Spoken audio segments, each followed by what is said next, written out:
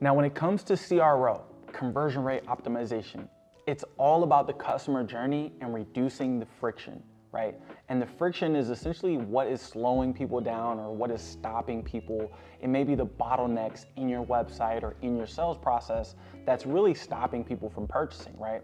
And so we want to remove some of those bottlenecks and really allow a very fluid flow from our funnel for consumers to go from never hearing of us to actually becoming customers.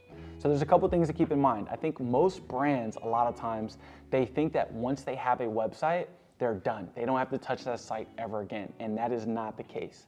CRO is a constant process. Now here's why. Consumers change and they adapt, and so should you.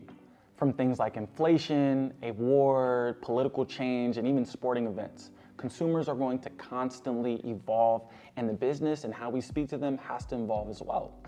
Now, how many memes did you see, from example, from Chris Rock and Will Smith from that whole ordeal, right? The second reason why is your website is usually the way that new potential customers are going to hear about you, right? This is your first impression, and you want to make a good one. We've all seen those sites that look like they were created on a flip phone in the 90s and wondered if the business was quality. Or maybe the spammy looking websites with so much going on, you get overwhelmed with anxiety.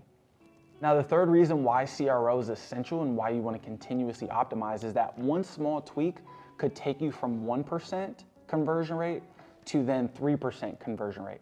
Say your website is bringing 100 people or 1,000 people to the website. Now, for every 100, you're converting or you're closing one person. Now, one small tweak can 3x that, and suddenly you're converting at a 3x%. Now, what that means is out of the 100 people that came to your website, 3 of those actually became customers, right? And that's important because that is how we triple our revenue, triple our return, and ultimately reduce costs by 3x. There's tons of things we can do to really help us with this. Things like heat maps will actually help us understand where are people clicking on our website. Are they clicking on this image, on this button? And we can see what percentage of people are actually making it down the page.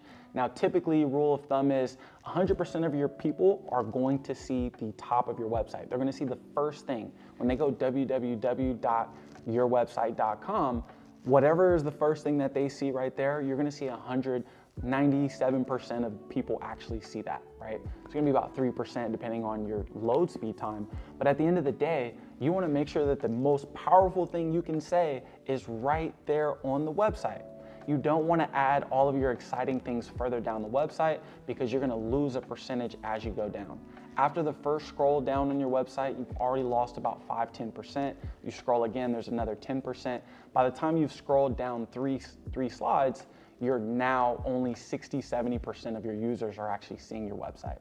And things like heat maps can help us with that.